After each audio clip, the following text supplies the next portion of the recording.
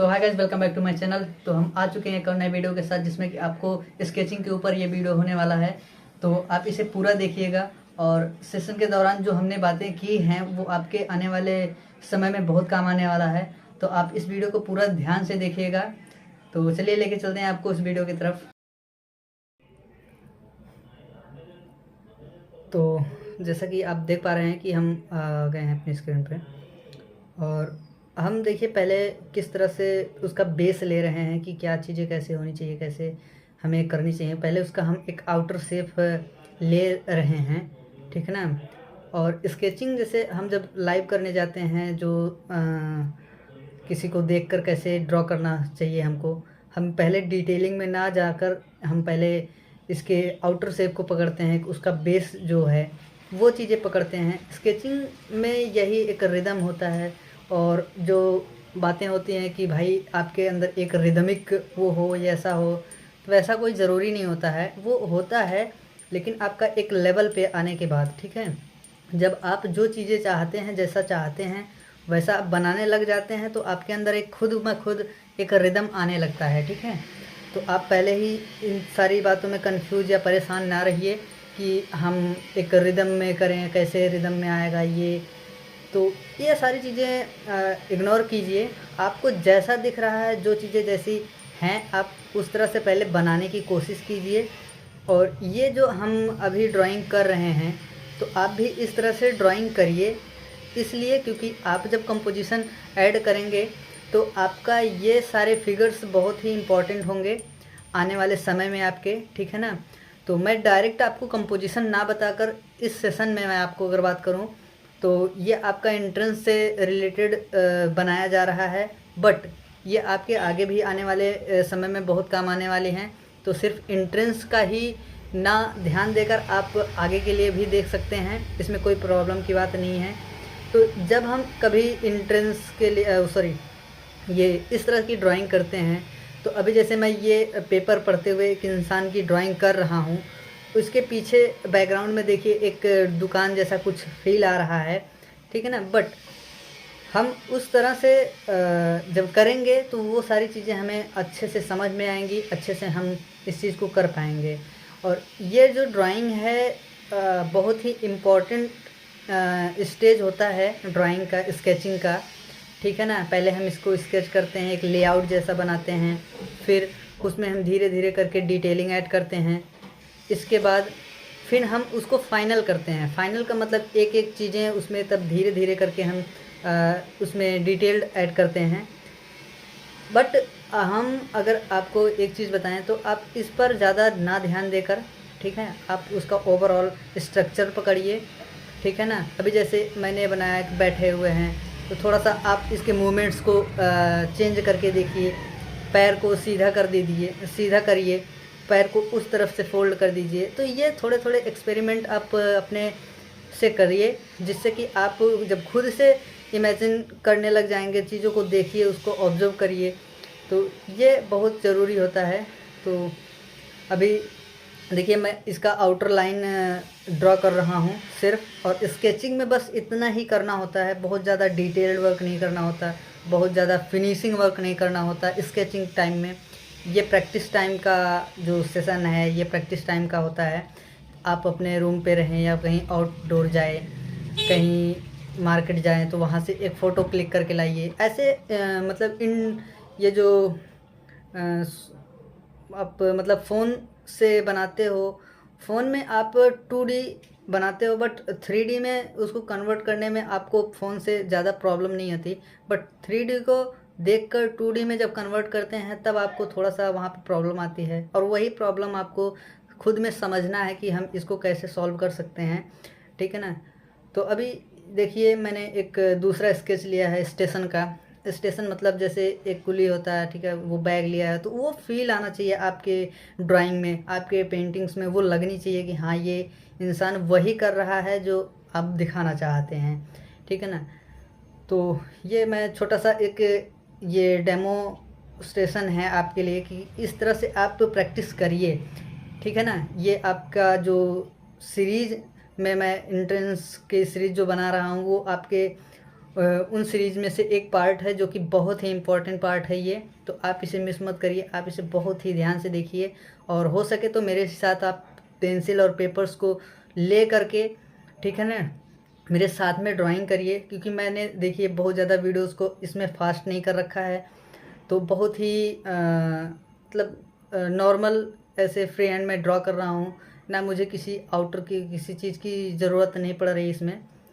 तो आप इसका देखिए, अब जब भी आप ड्राइंग करें, ठीक है, तो जब भी आप ड्राइंग करें तो उसका एक एक डिस्टेंस, एक एक चीज़ें आप खुद में ध्यान से देखिए, ठीक है ना। एक एक डिस्टेंस मतलब जैसे ये मेरा फेस है, फेस से नीचे कितना आ रहा है, उसका कॉलर आ रहा है कितना, ठीक है ना।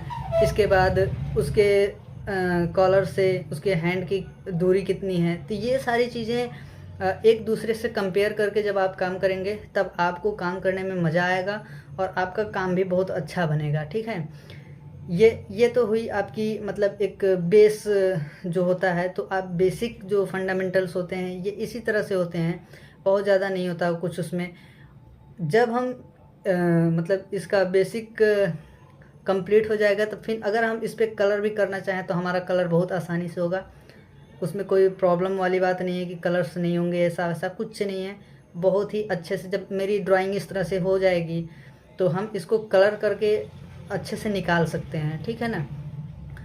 और दूसरी बात ये है कि अब इसके पीछे, इसके आसपास में जो चीज़ें हैं आप चाहें तो उसको भी ड्रॉ करिए। इससे क्या होगा, आपका प्रोपोर्शन सही होगा कि कौन किससे कितना दूर है, कौन किससे कितना नज़दीक है, वो दिखने में कैसा लग रहा है। इस पे मत जाइए, ठीक है ना। सबसे बड़ी प्रॉब्लम ये होती है कि अगर हम इस तरह से रैपिड स्केच कर रहे हैं तो हम डिटेल में चले जाते हैं, आँखों को एकदम मतलब एक एक बाल निकालने लगते हैं। तो ऐसा मत कीजिए। आप कोशिश कीजिए कि हम बस एक फील दे दें कि हाँ यहाँ पे ये हमारी चीज़ें हैं। ये रैपिड स्केच का सबसे अच्छा फॉर्मूला है, आप समझिए। तो जैसे अभी देखिए हम उस इंसान को बना रहे हैं जो थोड़ा सा दूर पे है, तो आप इसमें भी देखिए, वीडियो को अगर चाहें तो आप जूम करके भी देख सकते हैं, ठीक है ना। तो उसमें आप देखिए उतना ज़्यादा डिटेल नहीं दिख रहा है उसके फेस में, उसके आँखों में, उसके होठ को उतना ज़्यादा डिटेल नहीं दिख रहा है। तो हम उसका ओवरऑल बस फील दे रहे हैं कि हाँ वहाँ पर वो इंसान है। तो कैसा मतलब एक मेरा कंपोजिशन ये कैसा लगेगा, ठीक है ना, अगर वो है वहाँ पे। तो इस तरह से आप एक दूसरे से कर सकते हैं कंपेयर, ठीक है ना। तो देखिए मैंने कुछ किया नहीं, बस एक ओवरऑल फील दे दिए कैसे है, ठीक है ना। तो आप भी इसी तरह से ड्राइंग कीजिए, उसका प्रोपोर्शन जज कीजिए कि कितना है डिस्टेंस उसका, कैसे है। तो ऐसा है। तो आप इस तरह से बहुत ही बेसिक जो होता है आप उस तरह से कर सकते हैं। तो ये ड्राइंग थोड़ी सी टेढ़ी लग रही होगी, बट टेढ़ी हमने बनाया नहीं था। वो पेपर को मैं ऐसे ही रोटेट करके रखा हुआ था, थोड़ा सा टिल करके। तो इस वजह से आपको कैमरे की वजह से ये दिख रहा होगा, बट वो ये दोनों फिगर्स स्ट्रेट ही हैं, ठीक है ना। अभी जैसे ये दादाजी हैं, तो दादाजी में हम एक एक डिटेलिंग नहीं देखेंगे, हम दादाजी में जो बना रहे हैं उनका ओवरऑल स्ट्रक्चर देखेंगे कि उनका एरिया कितने दूर में है, कैसे है, ठीक है ना। तो ये सबसे अहम चीज़ है, ठीक है। ये सबसे अच्छी चीज़ है। आप जब इस चीज़ को करेंगे तो मज़ा आएगा आपको। तो ये देखिए एक दूसरे से मैं कंपेयर करके ही कर रहा हूँ। बहुत लोगों का या क्या होता है कि भाई, अगर एक चीज़ और आपको बता दूं कि अगर आप इसका प्रोपोर्शन, ह्यूमन का प्रोपोर्शन नहीं जानते हैं तो मैं आपको थोड़े से मतलब ऐसे ही बता दे रहा हूँ, ठीक है। तो ह्यूमन का प्रोपोर्शन अगर बात की जाए तो मतलब अगर डिटेल की बात करूँ तो हमारी आँखों से स्टार्ट होती है।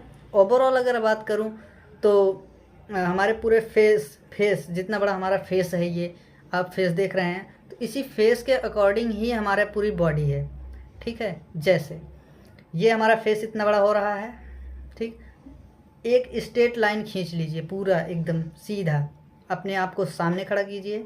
खुद की स्टडी करने के लिए सबसे अच्छा, सबसे आसान तरीके मैं बता रहा हूँ। इस तरह से आप ध्यान से देखिएगा तो आपको बहुत अच्छे से समझ में आएगा। आपका ये फेस है, आप अपने आप को सीधे एक आधे में बांट लीजिए, बट यहाँ से लेकर जितना बड़ा ये है उतना यहाँ से ये कंधा होता है, ठीक है। फिर यहाँ से ये कंधा इतना ही होता है फेस के अकॉर्डिंग। अब इसमें जैसे मैंने जितना बड़ा सर बनाया है, आप ध्यान से देखेंगे, जितना बड़ा सर बनाया है उतने उसको मतलब इंसान को अगर आधा मैं डिवाइड कर दे रहा हूँ तो जितना बड़ा फेस है उतना बड़ा कंधा पे भी आएगा। एक फेस यहाँ, एक फेस यहाँ, एक फेस यहाँ, ठीक है ना। ऐसे करके फेस वाइज डिवाइड होता है। और हैंड का जो सिस्टम होता है वो 1.5 बाई ये आपके घुटने ये केहनी तक जो होता है वो फेस का 1.5 गुना होता है। फिर वहीं से 1.5 गुना जितना ये होता है हैंड भी होता है, ठीक है ना। यहाँ तक 1.5 गुना होता है आपके फेस के, ठीक है ना। आपके फेस के 1.5 गुना ये वाला पार्ट होता है, ये जैसे यहाँ से यहाँ तक, केहूनी से यहाँ तक, ठीक है।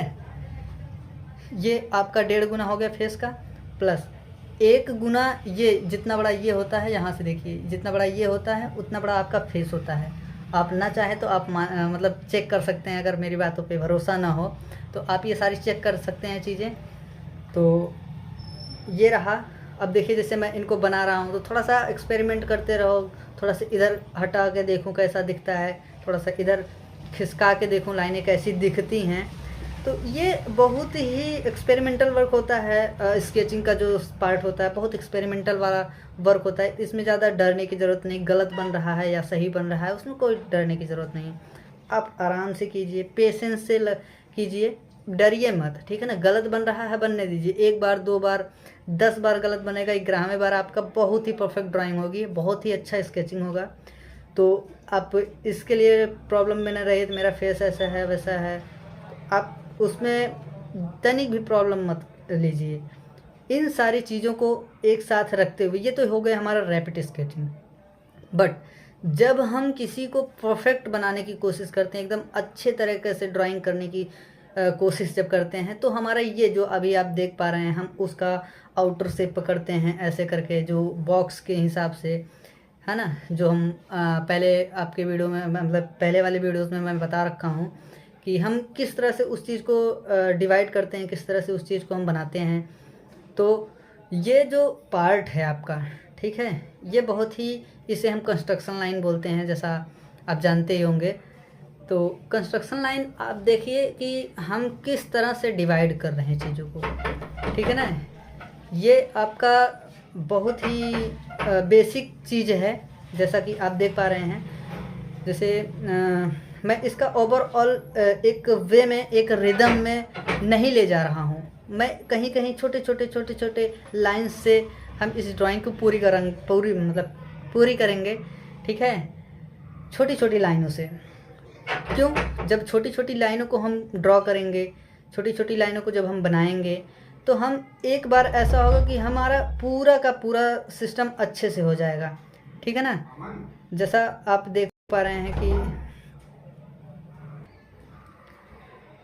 तो ये अभी जैसे मैं ये बैग जो ली हैं, ठीक है, ये जो बैग ली हैं, बैग का मैं ओवरऑल स्ट्रक्चर देख रहा हूँ कि किस तरह से है, ठीक है ना।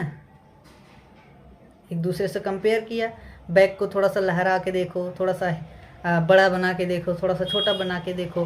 तो ये आपके अंदर एक्सपेरिमेंट का जो वो कीड़ा होता है वो आपके अंदर होना चाहिए, ठीक है ना। तब आप एक परफेक्ट और एक अच्छा ड्राइंग कर पाएंगे, ठीक है ना। तो उम्मीद करता हूँ कि आप इस सारी चीज़ों को समझ पाए होंगे। अब मैं इसमें थोड़ी थोड़ी डिटेलिंग कर रहा हूँ, थोड़ी थोड़ी अंदर की जो लाइनें हैं वो मैं फिल कर रहा हूँ, अंदर की लाइनों को, ठीक है ना। ये अंदर की जो कहीं कहीं डेप्थ दिख रहा है कम है, मुझे उतना ज़्यादा डेप्थ नहीं देना, क्योंकि मैं स्केचिंग कर रहा हूँ, मैं ड्राइंग नहीं कर रहा। ड्राइंग में क्या होता है कि हमें पूरा परफेक्ट चीज़ें चाहिए होती हैं ड्राइंग में, और स्केचिंग में क्या होता है रैपिड, हम ओवरऑल चीज़ों को मतलब बनाते हैं। ये होता है, ये स्केचिंग का पार्ट होता है। और ड्राइंग में हम पूरी एक एक डिटेलिंग तो नहीं करते, लेकिन फील पूरा मतलब वैसा ही होता है। जैसे मेरे ऊपर आप देख रहे होंगे, ये जो मैं पेंसिल का किया हूँ तो ये मेरी ड्राइंग हो गई, ठीक है ना। पेंट लगा देते हैं तो पेंटिंग हो जाता है, ये भाई बेसिक सी बात है, आप तो जानते ही होंगे। जैसे कि आप हमारा ये स्टिल लाइफ देख रहे होंगे, ये पेंसिल वर्क है।